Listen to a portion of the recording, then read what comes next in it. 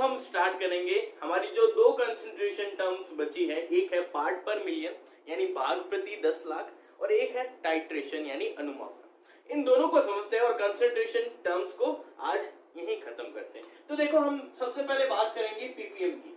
देखो पीपीएम का मतलब होता है पार्ट पर मिलियन यानी भाग प्रति 10 लाख।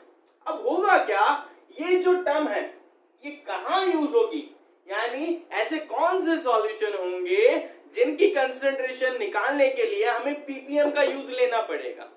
तो इसके लिए एक बात ध्यान रखना, ऐसे सॉल्यूशन जहां पर सॉल्यूट का अमाउंट नेग्लिजिबल हो, ऐसे सॉल्यूशन जहां सॉल्यूट का अमाउंट क्या हो, negligible in comparison to the solvent. अब ये कौन कौन से होते हैं? फॉर एग्जाम्पल के तौर पे मैं लेता हूं एयर। क्या लिया मैंने? एयर।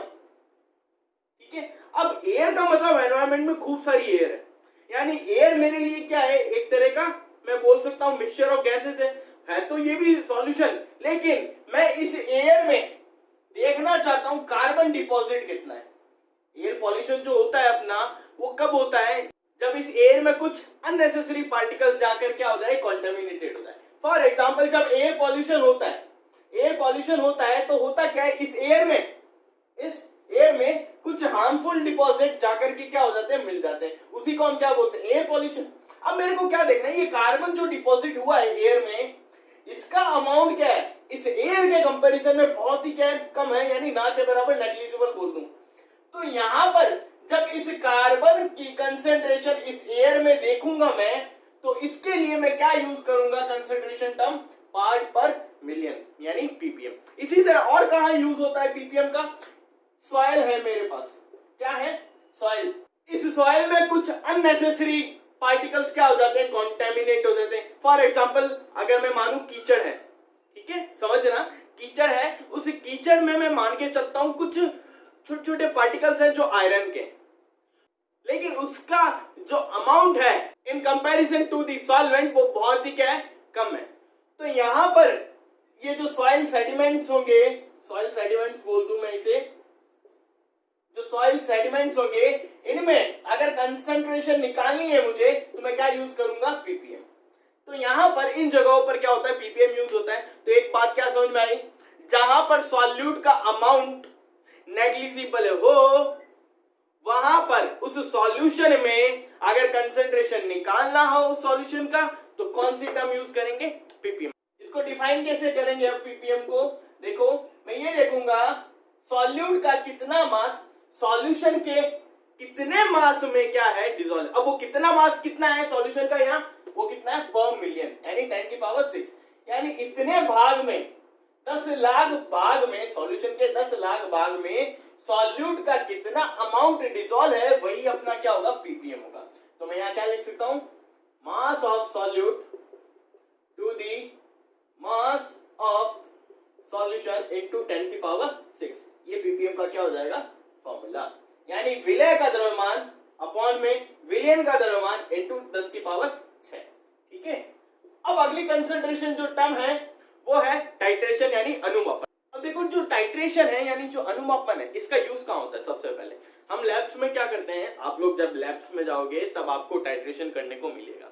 नॉर्मली किसका टाइट्रेशन करने को मिलता है, एसिड और बेस का। वहां पर हम क्या करते हैं, वहां पर क्या होगा, माना मेरे पास दो सॉल्यूशन है, ठीक है, एक ए और एक बी। इस सॉल्यूशन ए की कंसंट्रेशन मेरे पास क्या है, अननोन है, यानी मेरे को नहीं पता। लेकिन इस सॉल्यूशन बी की मेरे को क्या है, कंसंट्रेशन पता है यानी नोन है। तो टाइट्रेशन में हम क्या करते हैं, अनुपापन में हम क्या करते हैं, अननोन सॉल्यूशन की कंसंट्रेशन, अननोन सॉल्यूशन की कंसंट्रेशन हम क्या करते हैं, फाइंड करते हैं with the help of non solution, with the help of non solution. यानी इस सॉल्यूशन की कंसंट्रेशन हमें क्या रहती है, पता रहती है, इसकी हेल्प से हम क्या करते हैं, इस सॉल्यूशन की या नॉन सॉल्यूशन की कंसंट्रेशन क्या करते हैं, फाइंड करते हैं। अब इसमें होता क्या है, हमारे पास ये जो सॉल्यूशन ए है और सॉल्यूशन बी है, इसको मैं क्या करूंगा, किसी तरीके से, यहाँ तरीका क्या होता है, तो देखो इमेज में आपको दिख रहा है एक अरेंजमेंट है जो आप लैब में यूज करोगे, ब्यूरेट होगी, पिपेट होगी और एक हम क्या करते हैं, किसी एक अननोन सॉल्यूशन को ब्यूरेट और पिपेट की हेल्प से उसमें भरते हैं। उसके बाद जो दूसरा सॉल्यूशन होता है जिसकी कंसंट्रेशन हमें पता होती है, उसको क्या कहते हैं, बीकर में भरते हैं। और उस बीकर में हम क्या करते हैं, नॉर्मली फिनोल्फथालीन इंडिकेटर डालते हैं, क्योंकि हम वहां जो टाइट्रेशन करते हैं वो कौन सी होती है, एसिड बेस्ड टाइट्रेशन होती है। ठीक है, तो हम क्या करते हैं, एक इंडिकेटर का यूज करते हैं। अब मैं क्या करूंगा, वहां पर ड्रॉप बाय ड्रॉप क्या करूंगा, एक सॉल्यूशन को दूसरे सॉल्यूशन में मिलाऊंगा। जैसे जैसे ये मिलता रहेगा, जैसे जैसे ये मिक्स होते रहेंगे, अब मैं यहां पर देखूंगा जब इसका कलर चेंज होगा, यानी फिनोल्फथालीन जो इंडिकेटर होता है उसका कलर नॉर्मली क्या हो जाता है, पिंक हो जाता है। एसिड और बेस से जब वो कांटेक्ट करता है तो होता क्या है, उसका कलर पिंक हो जाता है। जब कलर पिंक हो जाएगा, जब कलर यहां पर पिंक हो जाएगा, तो मैं ये देखूंगा इनका जो वॉल्यूम्स है और जो नॉर्मेलिटी है एक दूसरे के क्या हो गए, इक्वल। यानी यहां पर जो ग्राम इक्विवेलेंट है इन दोनों सॉल्यूशन का, जिस पॉइंट पर इक्वल होता है, वो पॉइंट कौन सा है, जब पिंक कलर दिखने लग जाए आपको। जब आपको प्रॉपर पिंक कलर दिखने लग जाए सॉल्यूशन में, तो आप समझ लेना इन दोनों सॉल्यूशन के ग्राम इक्विवेलेंट क्या हो गए, इक्वलाइज हो गए। अब ग्राम इक्विवेलेंट का यहां मतलब क्या होता है, टाइट्रेशन के अंदर जो नॉर्मेलिटी और जो वॉल्यूम होता है उससे रिलेटेड है। यानी gram equivalent in the term of titration is related to the normality and volume of the solution.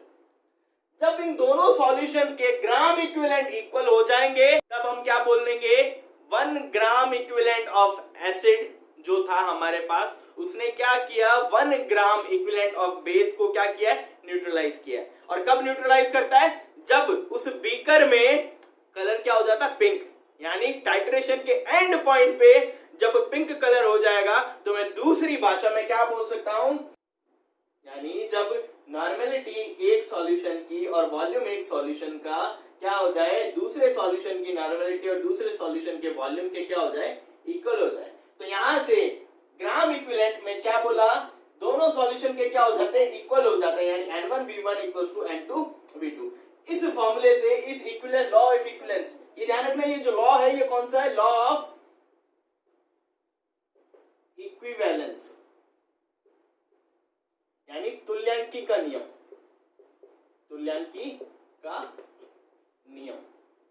इस नियम के तहत, यानी इस टाइट्रेशन का जो बेस है, जो आधार है, वो ये लॉ ऑफ इक्विवेलेंस, यानी ग्राम इक्विवेलेंट है जो दोनों सॉल्यूशन का क्या हो जाता है, इक्वल हो जाता है। यहां से एक ये फॉर्मूला आता है हमारे पास, इसकी हेल्प से हम क्या करते हैं, कैलकुलेशन करते हैं लैब्स के अंदर। ठीक है, बस ये ध्यान रखना, टाइट्रेशन के अंदर यही होता है, जो नॉर्मेलिटी और जो वॉल्यूम होता है एक सॉल्यूशन का, वो दूसरे सॉल्यूशन के नॉर्मेलिटी और वॉल्यूम के इक्वल होता है। और कब इक्वल होता है, जब टाइट्रेशन एंड पर हो, यानी जब पिंक कलर आ जाता है तो टाइट्रेशन क्या हो जाती है, एंड हो जाती है। उस पॉइंट पे नॉर्मेलिटी और वॉल्यूम एक सॉल्यूशन का दूसरे सॉल्यूशन के नॉर्मेलिटी और वॉल्यूम के क्या हो जाता है, इक्वल हो जाता है। तो यहां तक हमारी जो 10 कंसंट्रेशन टर्म थी वो क्या होती है, खत्म होती है।